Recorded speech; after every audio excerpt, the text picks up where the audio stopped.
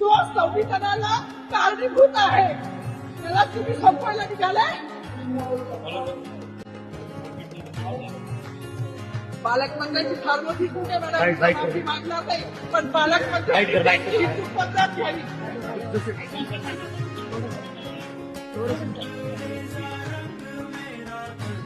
मला मीडियाशी घेण्याने मला सस्पेंड केलं, मी राजूचे गाड्या उठली, मी माती काम करीन, पण बाबासाहेबांची ओळख दिसून येणारी मला सस्पेंड करायचं करू शकता.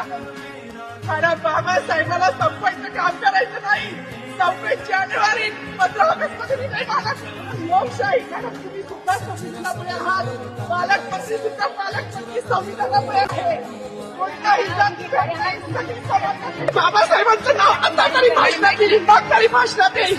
ज्या लोक संविधानाला लोकशाहीला कारणीभूत आहे त्यांची नावं वारंवार घेतली गेली, पण तो संविधानाला कारणीभूत आहे तो प्रजासत्ताक